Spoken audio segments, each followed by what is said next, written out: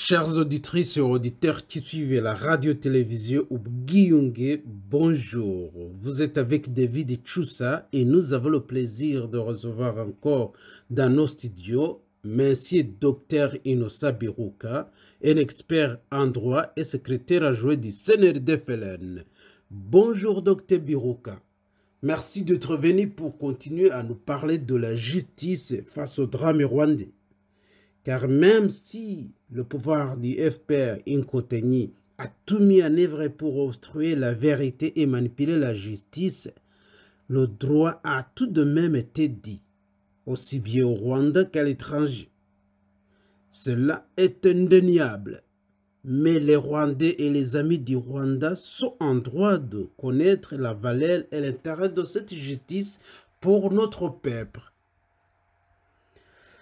D'abord, Dr Biruka, il serait intéressant de nous dire sur la base de quelle loi cette justice a été rendue. À vous la parole. Bonjour David Choussa, merci de me recevoir aux ondes de radio-télévision Ubgiyunge. Je remercie encore une fois tous ceux qui s'intéressent à la question de la justice au Rwanda et tous ceux qui nous suivent. S'agissant du cadre légal dans lequel la justice a été rendue, il faut revenir à la division en deux camps des acteurs de cette justice. D'abord, au plan intra-étatique, il revenait de plein droit au Rwanda, pays qui a été le théâtre de ces atrocités et pays également dont les ressortissants ont été la cible de ces atrocités.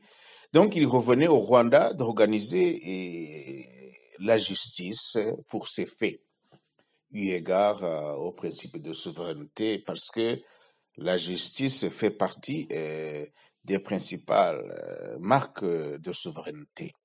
C'est ainsi donc que les cours et tribunaux intra-étatiques, les cours et tribunaux ordinaires au Rwanda ont eu à faire justice et à administrer la justice face aux atrocités de 1994. Ces cours et tribunaux ont agi en vertu d'une loi organique votée le 30 août 1994. C'était le premier texte de loi adopté par ce qu'on appelait l'Assemblée nationale de transition. Nous y reviendrons. Le deuxième acteur qui a rendu justice au plan intra-étatique, évidemment, ce sont les juridictions semi-traditionnelles Gacaca. Pourquoi les appelle-t-on d'ailleurs les juridictions semi-traditionnelles? C'est que la Gacaca originelle, c'est-à-dire la Gacaca des ancêtres, ne se préoccupait pas des crimes graves. C'était une juridiction plutôt entre voisins pour régler des délits mineurs, ou régler des problèmes de voisinage. Et là, alors, on avait en face des crimes extrêmement graves, des crimes contre l'humanité odieux et un génocide sur les bras. C'est pourquoi il y avait une situation terrible de surpopulation carcérale. Et c'est pourquoi le législateur a voté cette loi, la loi numéro 40 2001, et qui est entrée donc en vigueur en 2001. Cette loi devait en fait remettre en selle les juridictions Gacaca, mais avec une nouvelle formule et des compétences beaucoup plus étendues, notamment sur des crimes de sang, des crimes graves. C'est pourquoi donc on l'appelait, c'est une nouvelle justice, on l'appelait la Gacaca semi-traditionnelle. En fait, c'est la Gacaca New Look, une juridiction populaire, mais qui devait avoir à connaître un champ de compétences beaucoup plus étendu. Et sur le plan international, donc le plan extérieur du Rwanda, les cours et tribunaux des pays tiers ont également eu à juger responsables présumés, les auteurs présumés des crimes contre l'humanité et du génocide au Rwanda. La Belgique, la France, le Canada, l'Allemagne et les États-Unis ont chacun rendu des jugements. Voilà, les cours et tribunaux de ces pays ont rendu des jugements à l'encontre des auteurs présumés du génocide. Alors, ces États tiers ont fait jouer d'abord leur code pénal national, le code pénal national, mais qui était aussi surtout appuyé sur le principe de compétence universelle. Le principe de compétence universelle, nous allons y revenir, c'est une sorte d'outil contre les auteurs de crimes graves qui ont pris la fuite dans d'autres pays. Et nous reviendrons sur la notion de compétence universelle. En fait, sur base de laquelle un juge d'un pays peut connaître d'une affaire qui s'est déroulée en dehors du territoire national, sur le territoire de notre pays, et commis sur des ressortissants d'autres pays, la condition étant tout simplement que le suspect soit présent sur le territoire. Voilà, donc les États tiers ont aussi rendu justice en faisant jouer leur ordre pénal national et puis le principe de compétence universelle. Le deuxième acteur, évidemment, c'est le tribunal pénal international pour le Rwanda, qui était basé à Arusha en Tanzanie. Et ce tribunal pénal international qui a été mis sur pied avec la résolution 955 du Conseil de sécurité de l'ONU, laquelle résolution donnait le cadre de l'administration de la justice par ce tribunal.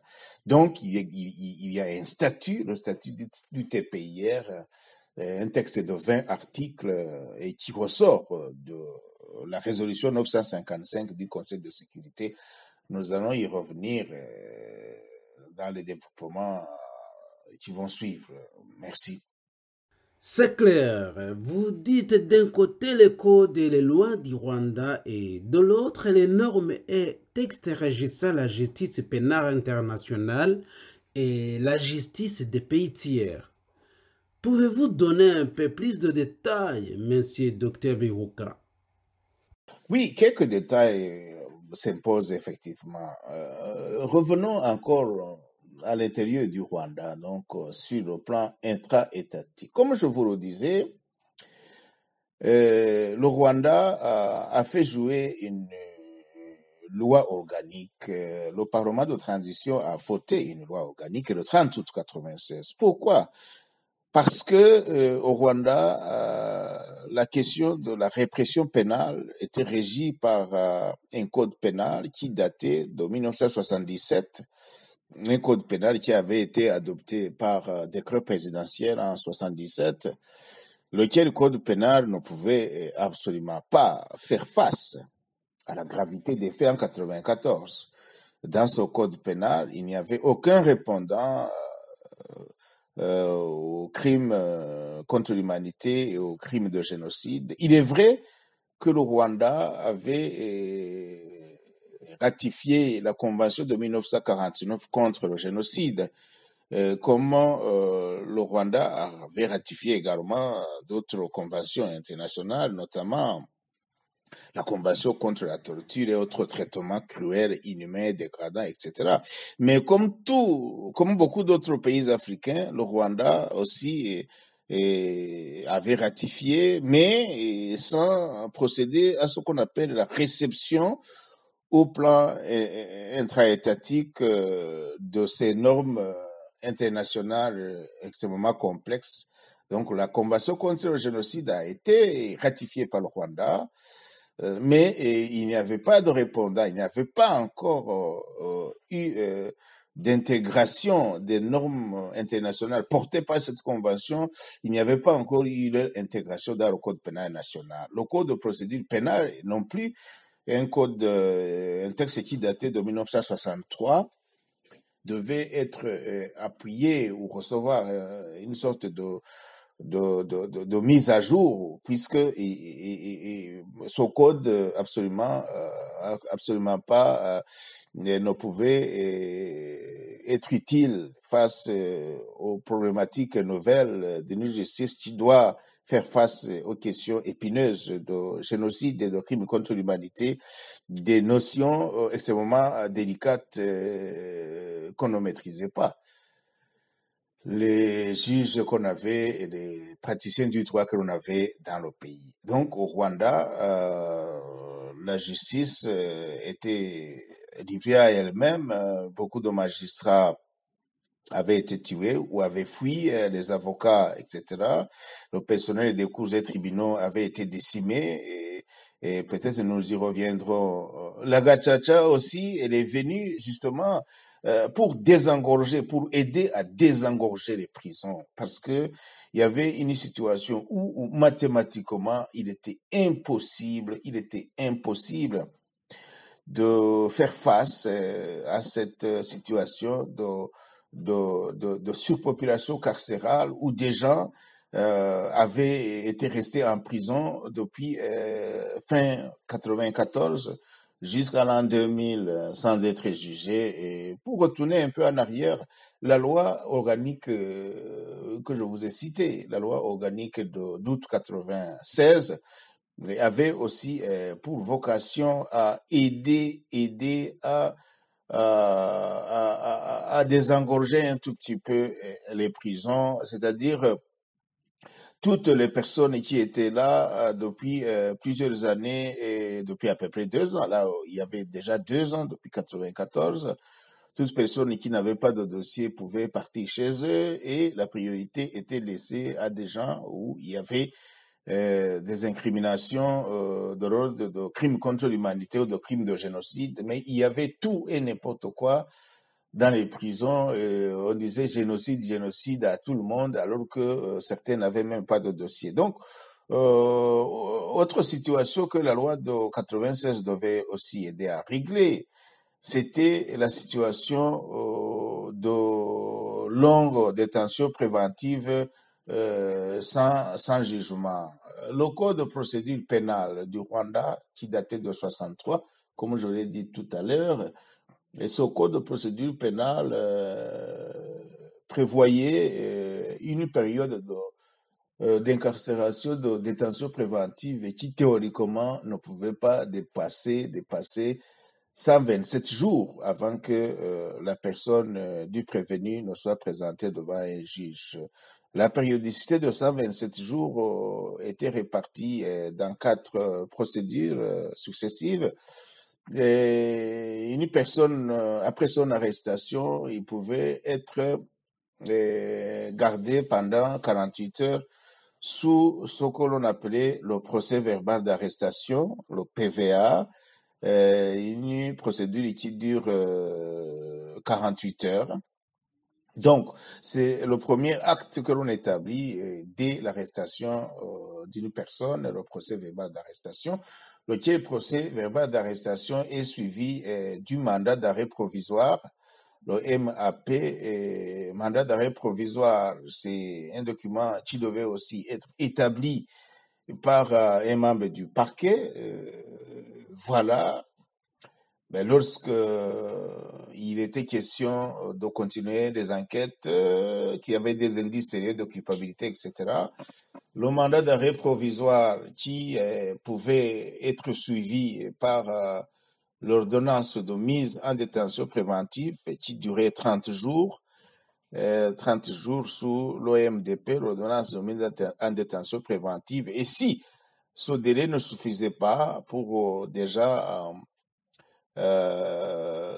déférer la personne devant le juge, l'ordonnance de mise en détention préventive pouvait être suivie de l'ordonnance de prorogation de la mise en détention préventive, l'OPMDP, ordonnance de prorogation de la mise en détention préventive. Voilà donc les 4 procédures: le procès verbal d'arrestation, le mandat d'arrêt provisoire, l'ordonnance de mise en détention préventive, l'ordonnance de prorogation de la mise en détention préventive. Et donc, l'ensemble de toutes les périodes ne pouvait théoriquement pas dépasser 127 jours. Alors, des gens qui avaient été arrêtés en automne 94 et qui étaient restés en prison toute l'année 95 et tous les premiers mois de l'année 96, vous voyez, ils avaient fait plus de 20 mois en prison. C'était donc une situation juridiquement intenable et il n'y avait pas encore d'infrastructure carcérale suffisante.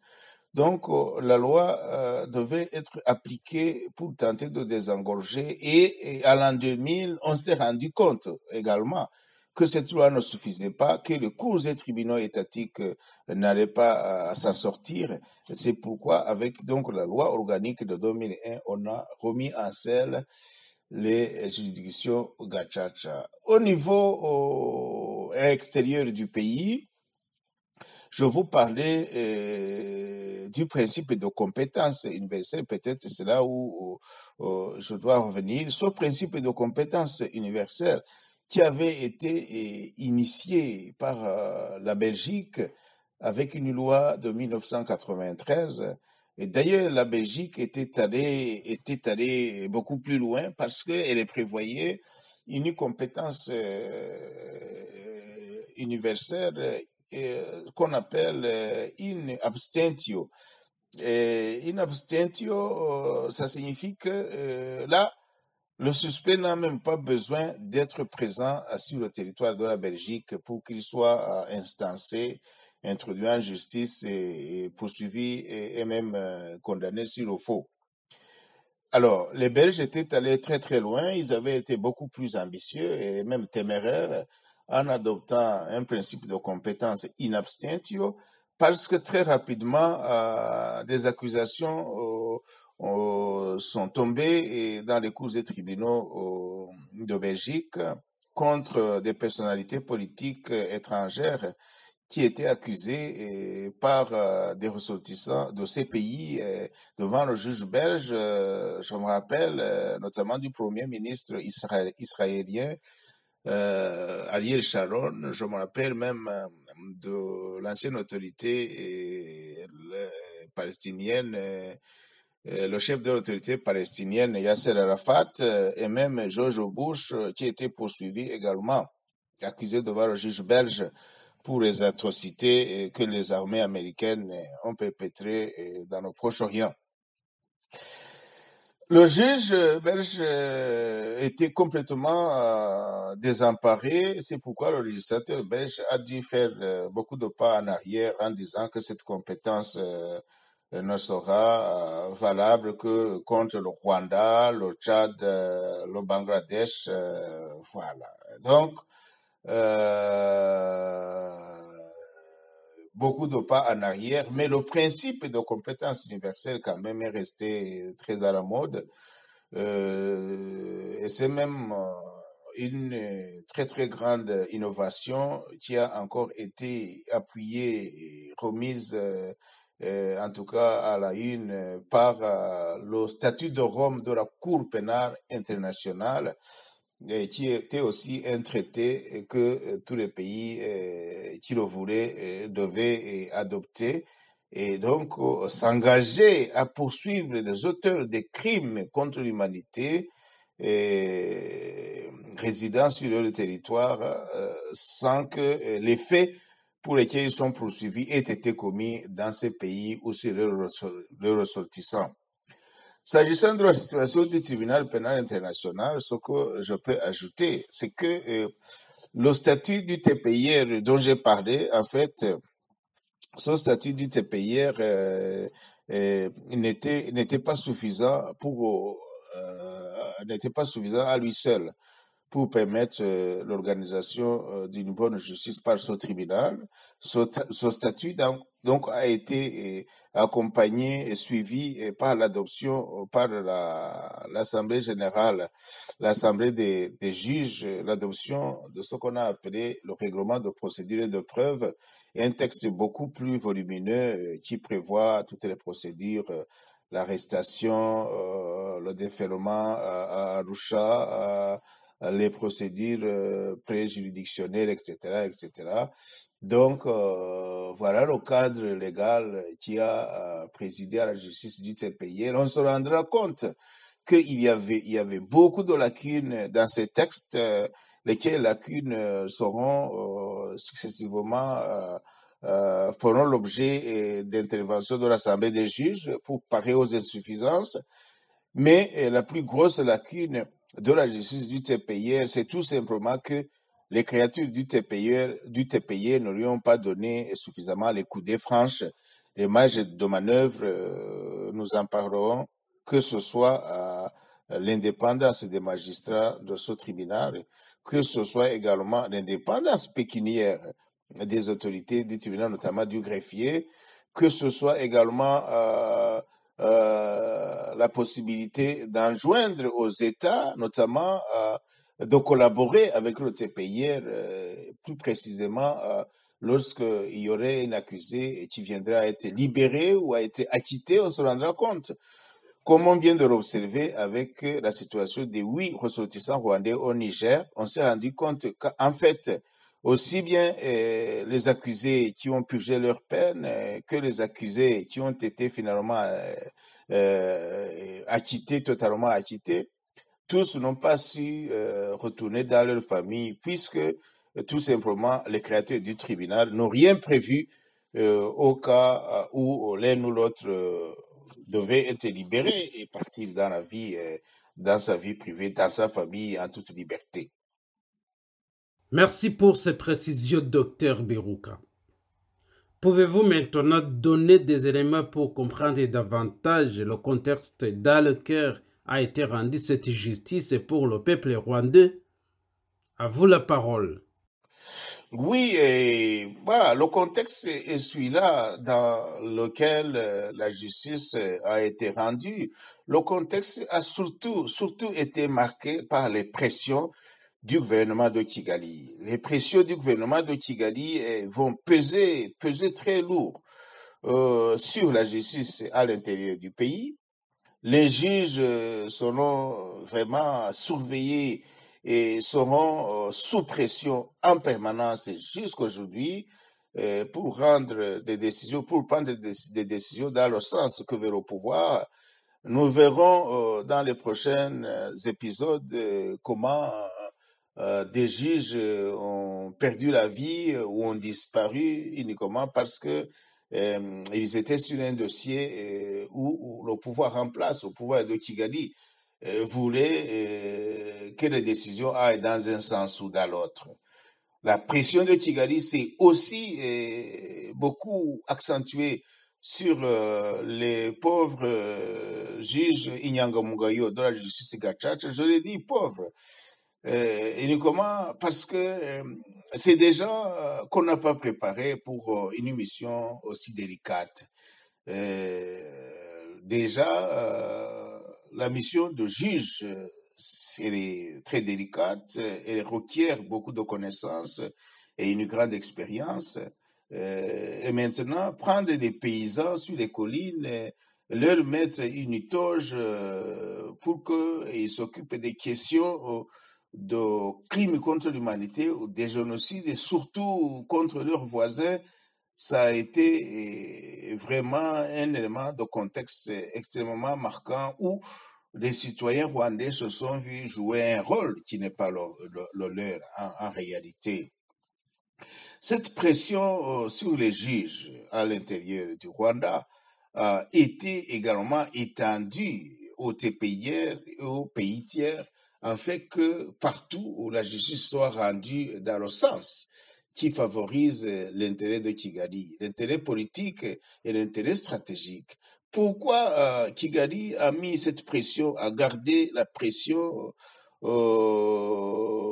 et à garder en tout cas sans se dégonfler et à garder l'œil sur tout ce qui rendait justice aussi bien à l'intérieur qu'à l'extérieur. C'était surtout pour éviter que son propre rôle, le propre rôle détenant de son pouvoir soit révélé au monde entier parce qu'ils avaient joué un rôle de premier plan dans la tournure qu'ont pris les événements du Rwanda aboutissant jusqu'à un génocide aux yeux du monde entier. Par rapport au TPI, nous constaterons que toute une stratégie a été étudiée pour empêcher que le tribunal pénal international pour Rwanda ait de vraies informations. Les enquêteurs ont été déroutés des pistes sur lesquelles ils devaient avoir de vraies informations. Les juges ont été sous pression, ont été mis sous pression aussi bien par des associations proches de Kigali, des associations satellites de Kigali, Ibuka, Vega, etc. Des témoins à décharge potentielle ont disparu ou ont perdu la vie ou ont été à dernière minute refusés à voyager à Arusha et où ils se sont même vus déposséder de leurs biens pour qu'ils n'aillent pas témoigner. Dans les prisons aussi, nous le verrons ultérieurement, l'autorité de Kigali s'est introduite dans les prisons du Rwanda où il y avait d'anciens dignitaires ou l'élite qui étaient en prison pour recruter ceux qui devaient aller accuser les anciens dignitaires du régime Habyarimana. Voilà, tout ça, ça a été des stratégies pour que Kigali puisse s'assurer l'impunité et c'est ce à quoi on a observé. Les États ont été, en tout cas, intimidés. Comment est-ce que le pouvoir de Kigali est parvenu à intimider des pays comme la France, comme l'Allemagne, comme l'Angleterre, comme les États-Unis, comme le Canada? Tout simplement en les menaçant de les accuser d'être proches de l'ancien pouvoir Hutu qui, soi-disant, avait orchestré le génocide. Kigali disait, non, vous allez juger ces Hutus et si vous vous préoccupez de ce que nous avons fait, et non, c'est que ce sera une preuve que vous aurez beaucoup de sympathie par rapport au régime Habyarimana et aux Interahamwe qui ont perpétré ce génocide. Alors, les États étaient très, très effrayés à l'idée d'être accusés de sympathie vis-à-vis des génocidaires. C'est pourquoi Kigali s'est ainsi assuré l'impunité, mais aujourd'hui, beaucoup de leur soutien commence à révéler au monde entier ce qu'ils ont fait. Et heureusement aussi que les associations de défense des droits de l'homme, en tout cas les plus crédibles, Amnesty International, Human Rights, ont continué à émettre des rapports qui montrent comment le régime de Kigali est un régime brutal et barbare qui a joué un rôle de premier plan dans le drame des populations du Rwanda. Je vous remercie encore une fois, Dr Innocent Biruka. Si vous avez un mot de transition, la parole est à vous. Merci. Merci. Alors, pour terminer cet épisode, je rappelle tout simplement que oui, la justice a été rendue, oui, à l'intérieur comme à l'extérieur, mais c'était une justice partielle qui ne pouvait être que partielle. Pourquoi est-ce que c'était une justice partielle? Parce que c'était une justice qui a caché une partie de l'histoire du Rwanda et qui a refusé d'écouter une partie de cette histoire. Toute la vérité qui pouvait gêner les vainqueurs de la guerre a été omise. Et maintenant, on s'est simplement acharné sur la partie qui a perdu la guerre. Alors, je dirais à mes compatriotes et à tous les amis du Rwanda que c'est le moment où chacun doit se lever et dire ce qu'il connaît dans cette histoire. Mes compatriotes, je vous dis que c'est le moment où vous devez aussi jouer votre rôle dans l'histoire de votre propre pays. Vous connaissez des choses, eh bien, révélez-les, parce que ça peut aider à rétablir la vérité et la justice, parce que ces millions de compatriotes qui ont été fauchés dans notre histoire méritent une fois une fois pour toutes la justice. À la communauté internationale, je dirais aussi que vous avez soutenu cette dictature de Kigali pendant très longtemps. C'est le moment maintenant d'avoir une pensée pour les millions de victimes de cette dictature du FPR Inkotanyi. Je vous remercie. Merci, chers auditrices et auditeurs, de nous avoir suivis. L'émission était La justice maintenant sur la radio-télévision Ubgiyunge. Et je vous rappelle que l'invité était M. Dr Innocent Biruka, secrétaire adjoint du CNRD-FLN. Si quelqu'un a encore une question ou une suggestion, il peut nous écrire dans les commentaires. N'oubliez pas de vous inscrire. Au revoir.